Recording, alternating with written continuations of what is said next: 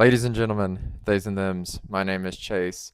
Today I want to talk about this post that the Unitarian Universalist Association made about a week ago. I wanted to make this video to sort of uplift voices that otherwise wouldn't be heard normally.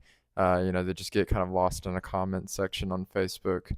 Um, and also, when we talk about the future of Unitarian Universalism, we usually do it at General Assembly. And of course, there's a certain privilege that comes with being able to go to General Assembly. Some people can't afford it. Some people are at smaller congregations that can't afford to send so many delegates, taking time off from work or other obligations. So I wanted to make this video as a way to uplift these voices. So it's a very nice post. I really like it. If you could plant one seed in our UU faith for the next generation, what would it be? Share in the comments. So of course I participated in this because I just had to. I couldn't keep my mouth shut on this. So I said making more language accessible resources. It'd be nice to see multilingual UU leaders provide services or write books in other languages, especially Spanish, given we want to make our congregations welcoming during these times of racial prejudice. So I did start a Unitarian Universalist YouTube channel trying to make videos similar to here, but I started this in Argentina, and I didn't have the same studio or equipment that I do now. So it is something that I'm looking at doing, but I'm in the process of connecting with other people. But it would be nice to not be alone in this work, this ministry. So if you're multilingual, I invite you to do this too. If you speak Spanish, please write to me, send me a message or a comment, and let me know.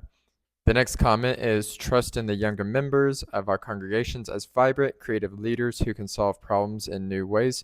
So when I was at GA in Baltimore this past year, I did see this push to be very intentional in the way we're involving younger people in our congregations, specifically young adults.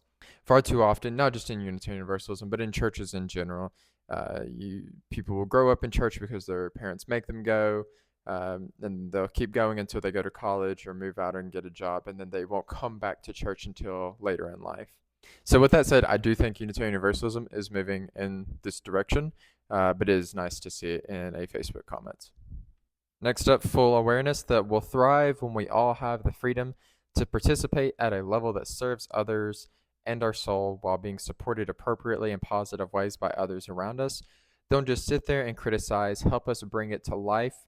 Come together and evaluate the dream at hand and together choose a way forward that brings into fruition your passion and make the world a better place with it.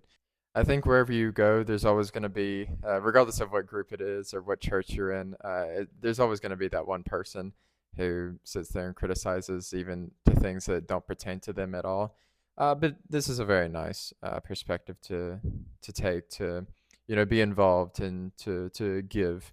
If I could add to this, I would even say the creativity of finding new ways to support and be supported. It was very nice. I like this a lot. Next up is religious freedom, which should include and encompass, I'm assuming they mean a religious, agnostic, and atheist. Unitarian Universalism has a long history in the humanist traditions, specifically when the Humanist Declaration came out. It was taken very seriously. And we're not forcing a creed to our members. We're more concerned with the expression of living a religious life rather than what's inside. We leave that to the individual to decide that. So very nice.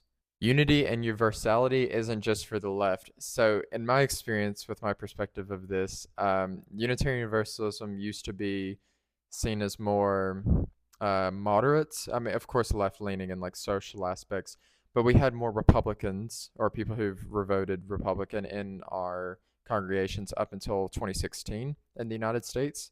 But that doesn't mean that Unitarian Universalism is the religion of the left or Democratic Party or anything like that. Unitarian Universalism is something beyond just politics. This is a religion. Politics and religion are two separate things, even though sometimes they like to mingle together. But I will say that I do think Unitarian Universalists, we need to find ways to connect with people who vote differently than us, specifically who people are a little bit more conservative. and find ways to connect with them so that way our congregations are also open to them, that we're not being exclusive in this way. I'll say with myself and some of my other fellow Unitarian Universalists, some of us do have political stances that are more conservative in some way, but at the end of the day, we're Unitarian Universalist all the same. Next up, it is more important to be in relationship than to be right. Absolutely. This is why we have, a covenant. This is why we have teams and ministers and people in leadership who are there to make sure we're in right relationship, rather than just trying to be right and correct all the time. Growing our pagan fellowship and showing the living tradition. So there was a few others that mentioned pagan ministry, and I actually see that as the largest sort of subgroup within Unitarian Universalist congregations, of there being cups. I think it means like Covenant of Unitarian Universalist Pagans, something like that. But either way, uh, yeah, I do think we're moving in this direction as well. But for me, I also think it would even be nice to extend this to other faith traditions within Unitarian Universalism. An increased emphasis on pastoral care. Love to be at the center of every message/action. So, of course, not every minister is made the same. We all come out differently. But I would like to hope that if your congregation has hired a minister, that they would be there for pastoral care. This may be difficult for some people if you're at a smaller congregation that only has a part-time minister, but always feel free to reach out. There's the Church of the Larger Fellowship, and I know that they have more access to resources if your local congregation is too small. So there was two comments that mentioned capitalism. This one says rebellion, take on the capitalist, and this next one just says anti-capitalism. So you may not agree with me on this, and that's totally okay, because that is what Unitarian Universalism is about. We're allowed to have different opinions and expressions. And as I said before, the Unitarian Universalist Association is not the religious association or the religious organization of the Democratic Party. So when I say that, I also say that capitalism in itself as an economic philosophy, I don't think is inherently evil. I don't think it's the best one, but the trade of goods and services for currency and bartering and negotiating in this kind of way isn't inherently bad. I think what most people mean when they say anti-capitalist, and I will say I am involved in anti-capitalist circles, so don't, I hold both ways. I hold both sides. I see both sides. I think what most people say when they say anti-capitalist is anti-corporation and anti-excess and wealth and greed. About this group of people, this very small group of people, has an innumerable, infinite amount of resources, while the majority of people are struggling just for basic human needs. And we can get into postmodern philosophy, like post capitalism, corporate capitalism, late stage capitalism, these sorts of buzzwords and theories and ideas of going about it. But I will say, just me having $1 and giving to a guy for fruit, and then the fruit man uses that same dollar to go buy a new pair of shoes from the shoe man.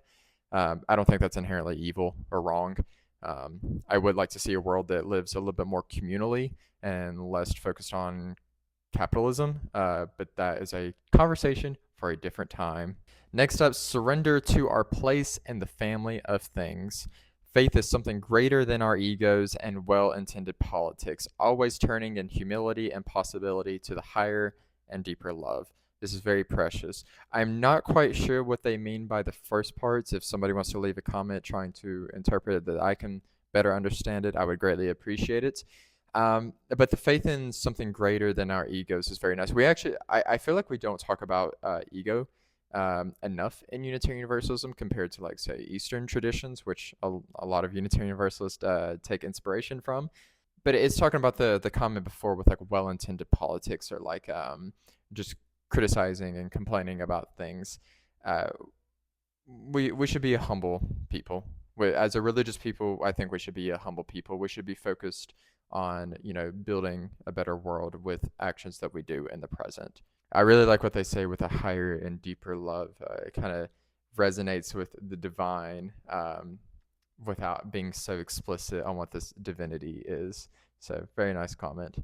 There's a few comments that said things like empathy and steadfastness and love and those sorts of things, which are very nice. And the last one, I think I saved the best for last because it's more of a dialogue. Um, Commenter 1 said, I'd ask congregational clergy to stop doing things the way they've been doing it and to try something radical and different. Our congregations are dying. Commenter 2 said, I honestly think one of the greatest challenges of congregational ministry at this time is how many clergy are begging to do things differently, but we're stuck in institutions who resist or refuse change. It's not great. Commenter 3 then said, it's if the people lead, the leaders will follow. Then commenter 2 came back and said, I'd ask our congregations to listen to their clergy and stop doing what they're doing because they're dying. So just talking about something that I've done in the past and that I'm trying to do as I've settled in a new state that worked in the past and I hope that works here is sacred raves. I'm a DJ. I make techno music, and that is a form of ministry that I really enjoy and love because it gives people the opportunity to step foot in a church when they probably otherwise wouldn't for any other reason other than just the love for the music. And I hope we can all agree that music is a sacred thing. In addition to this, there's a good number of people who want to go to these raves and parties but don't want to do it so late, and they don't want to consume intoxicants. So going to a church where it's family friendly, no drugs or alcohol, these sorts of things, it really provides a different type of service, a different type of ministry to the community. And I would love to see other people, come together with their talents and try to do ministry in a different way. I've never been in one of these situations where the congregation and clergy are fighting with each other on how to do ministry different. So I'm sure there is more dialogue to be had between everyone involved in this and who's experienced this. So I won't comment more on that. Thank you so much for watching. I hope you have a great day. I invite you to like, subscribe, and leave a comment. And as always, I've already said thank you for watching. This is an informal video, so I'm not going to try as hard. Okay, bye-bye.